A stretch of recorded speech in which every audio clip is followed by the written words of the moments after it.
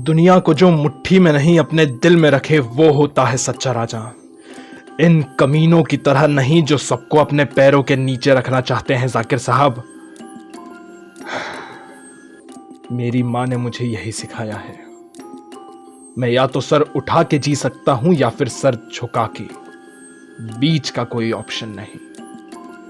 जाकिर साहब मुझे सुन तो रहे थे लेकिन लॉकअप के बाहर से उन्होंने कहा, देखो सुशांत, दूसरों पर उंगली उठाने से कुछ नहीं होगा, मुझे सच चाहिए। मैं उनकी ओर मुड़ा और मैंने कहा, व्हाइट हाउस में मिलेगा वो।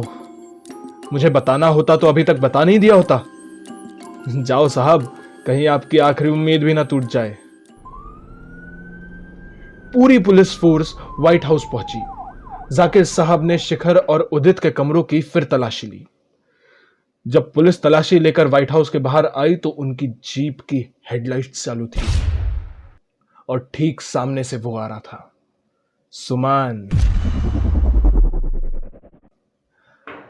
पुलिस ने उसे दूसरे लॉकअप में रखा और जाकिर साहब के वापस आने तक मैंने मस्त एक प्लेट बिरयानी खाई। जाकिर साहब आए और बोले, सुशांत, जो जो तुमने बताया था वो सही था, सारे सबूत अपनी जगह पर मिले, लेकिन तुम्हारी स्टेटमेंट जरूरी है सुशांत। मैं चेयर पे बैठा था और जाकिर साहब खड़े थे। मैंने कहा, बैठिए साहब, आपको एक मस्त कहानी सुनाता हूं। शिखर चंदानी 7,500 एकड़ की प्रॉपर्टी का एक लौता मालिक। कुछ जमीन छीनी हुई और कुछ बाप दादा से मिली थी। 78 petrol pump, 43 5 star hotel, 4 shopping mall, ये सभी इसके ही नाम पे चलते थे। अब वो बताता हूं जो आपको मालूम नहीं। इनकी यार्ड में चलती थी किडनैपिंग, ड्रग सप्लाई करना, स्मगलिंग करना, लड़कियों को बेचना, खरीदना। इन्हीं के गैर कानूनी धंधे थे साहब ये। आधे से ज्यादा गांव वालों की जमीन का मालिक भी अब वही बन चुका था। हम उसी के स्कूल में पढ़ते थे साहब। उसके ब्लैक के पैसों को व्हाइट में दिखाने का काम भी तो स्कूल ही करता था, और एक नहीं बहुत स्कूल थे उसके। मेरे पापा उनके यहां माली का काम करते थे साहब। सब कुछ जानते थे पर कभी कुछ कहने की हिम्मत ही नहीं हुई। सुमन के पापा नौकर थे शिखर चंदानी के घर पे, और उनकी और मेरे पापा की गहरी दोस्ती थी। पूरे गांव में सुमन का ही घर सबसे अलग, गांव से बाहर जाने वाले रास्ते पर था। उदित शिखर चंदानी का पोता। उदित का बाप तो कार एक्सीडेंट में मर गया था साहब। हमारे फिजिक्स के पेपर में 4 दिन का मस्त गैप मिला था और इसलिए हमने सोचा कि सुमन को मेरे घर आना चाहिए। मैं उसे अपने घर लेके गया था। रात भर पढ़ने वाले थे हम। मेरे पापा को चंदानी ने उदित के साथ कुछ डिलीवरी करने के लिए गांव से बाहर भेजा था साहब। पापा गाड़ी चला रहे थे। उस दिन गांव के गेट पे पुलिस चेकिंग कर रही थी। किसी आदमी ने पुलिस को बता दिया था कि आज डिलीवरी होने वाली थी। उदित वैन से उतरा, चंदानी साहब से बात की और पापा को माल खाली करने को कहा, लेकिन कहां खाली करना है यह तो मालूम ही नहीं था। उदित अगर ज्यादा हलचल करता तो पुलिस को पता चल जाता कि कुछ तो गड़बड़ चल रही है। उसने गाड़ी सुमन के घर के पास लेने के लिए कहा। पापा ने माल उठा के सुमन के घर में ले जाना शुरू किया। अंदर अंकल ने, मेरा मतलब है सुमन के पापा ने, माल रखने से मना कर दिया। उदित और उनमें बहुत कहा सुनी भी हुई, लेकिन पापा ने दोनों को शांत किया। पापा ने कहा, भाई क्या फर्क पड़ता है, दिक्कत क्या है तुझे, क्यों नहीं रखवाना चाहता तू? अंकल ने कहा, जैसे कि तुझे कुछ मालूम ही नहीं। पापा कंफ्यूज हो गए। मतलब गांजा और ड्रग्स है इसमें, पहले भी रखने के लिए कहा था इन लोगों ने, बाल बाल बचे थे पुलिस से, फालतू में क्यों काम करूं ये, गांव में भी इज्जत खराब।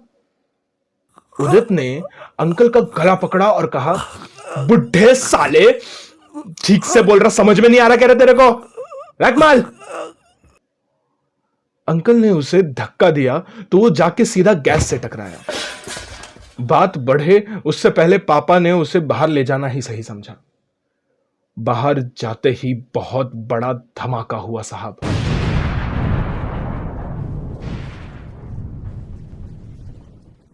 घर का एक एक चिथड़ा आग में समा गया। उदित जब गैस से टकराया था तो उसने गैस चालू कर दी थी साहब। सारा माल भी वहीं जल गया।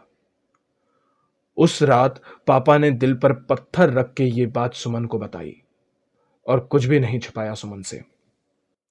अगली सुबह मुझे घर पे सुमन कहीं दिखाई नहीं दिया, तो बाहर गया, मैं उसे ढूंढ रहा था। बाहर जाते ही पता चला कि चंदानी की फैक्ट्री में किसी ने आग लगा दी है। सुमन थोड़ी देर बाद घर आया तो वो बोला, आज फैक्ट्री जलाई है, कल उन दोनों की बारी। मैं उस दिन शौक में था जब मैंने इसे उदित के साथ फूंकते देखा था साहब। उस दिन पेपर देके जब स्कूल से बाहर निकला तो सुमन मिला था। उसने उसी दिन बता दिया था मुझे कि पापा उदित के खिलाफ गवाही दे सकते हैं और इसीलिए चंदानी ने पापा को मारने की सुपारी दी है। और यह भी बोला कि आज चंदानी मेरे घर आएगा। घर गया और माँ ने जब यह कहा कि वो नीता दीदी की शादी में जा रही है, तभी मैं समझ गया था साहब कि माँ झूठ बोल रही है मुझसे, क्योंकि नीता दीदी तो खुद किसी लवर के साथ भाग गई थी। माँ को लगा मुझे मालूम नहीं होगा। फिजिक्स के पेपर के एक दिन पहले सुमन ने पूरा प्लान बताया था मुझे, लेकिन साले ने यह नहीं बताया था कि वो उदित के साथ फूकेगा। मैं जब स्टोर रूम से बाहर गया तो इस कमीने ने उदित से सब कुछ उगलवाया था साहब, कितने धंधे, कितनी प्रॉपर्टी वगैरह वगैरह। मेरे पापा को मारने उदित जाएगा ये हमें मालूम था, इसलिए सुमन मम्मी पापा के पीछे गया। मम्मी पापा को रोककर उसने सब कुछ बता दिया कि उदित आज उन्हें मारने आएगा। इसलिए सुमन ने मम्मी पापा को अपने दोस्त के घर पे छोड़ा। इधर उदित ने चंदानी को फोन किया कि पापा अभी तक पहुंचे नहीं। उधर चंदानी तुरंत मेरे घर पे आ गया। सुमन फैक्ट्री के गोडाउन में पहुंच चुका था, वही सबूत ढूंढने जो सबूत आज आप लोग लेके आए हो। लेकिन चंदानी के आदमी सुमन के पीछे पड़ गए और उदित को तो पता चलना ही था। चंदानी को पता चला तो चंदानी अपने आदमियों को लेके चला गया व्हाइट हाउस और उदित को अपने दोस्तों के साथ मिलकर सुमन को ठिकाने लगाने का ऑर्डर दे दिया। उदित जिन लड़कों के साथ सुमन को मारने आया था वो सुमन के दोस्त थे। उदित को लगा कि उसने सुमन को फंसाया है लेकिन सुमन ने उसे अपने जाल में फंसाया था। मैं उस रात नीता दीदी के घर नहीं, मम्मी पापा से मिलने सुमन के दोस्त के घर गया था। सुमन ने पापा को पूरा प्लान बता दिया था। वहां से जब मैं निकल रहा था, पापा ने सिर्फ इतना ही कहा था मुझसे, बेटा वो दोनों बचने नहीं चाहिए, जीना हराम कर दिया है हमारा, हम गांव वालों को क्या से क्या बना दिया। उधर सुमन और उसके दोस्त पहले से ही उदित की मरम्मत कर रहे थे। इधर मैंने भी चंदानी को फोन लगा दिया। उदित को आधे घंटे में ढूंढ सकता है तो ढूंढ, तेरी 7,500 एकड़ की प्रॉपर्टी के किसी एक कोने में मिल जाऊंगा, वरना गया तेरा पोता आज। चंदानी के सारे आदमी सुमन के पीछे लग चुके थे, लेकिन उस गधे को, मेरा मतलब है चंदानी को, ये कौन समझाए कि उसका व्हाइट हाउस भी तो उसी 7,500 एकड़ की प्रॉपर्टी में आता है। हम सभी की जान खतरे में नहीं डाल सकते। मैंने और सुमन ने यही सही समझा। उदित, सुमन और मैं, हम तीनों को ही चंदानी के पास जाना चाहिए। मैं और सुमन उदित को लेके चंदानी के ठीक सामने खड़े हो गए। चंदानी की तो सिट्टी बिट्टी गुल हो गई साहब। आज सुमन के दिल में जल रही आग को शांति मिलने वाली थी साहब। उसने हाथ में एक हथौड़ा लिया था। जिस दिमाग में ये शैतानी ख्याल आते हैं उसी दिमाग को उसने खत्म करना सही समझा साहब, और वो हथौड़ा ठीक उदित के सर पे मारा, और तब तक मारा जब तक उसका दिल ना भर जाए। चंदानी अपने पोते को लेकर रो पड़ा था, रोने लगा, गिड़गिड़ाने लगा था। तभी सुमन बोला, सारे फसाद की जड़ तो ये बुढ़ा है साला, इसे क्यों छोड़ू। और उसने उसी हथौड़े से उसका भी खेल खत्म कर दिया। मेरे भी दिल को ठंडक पड़ी साहब।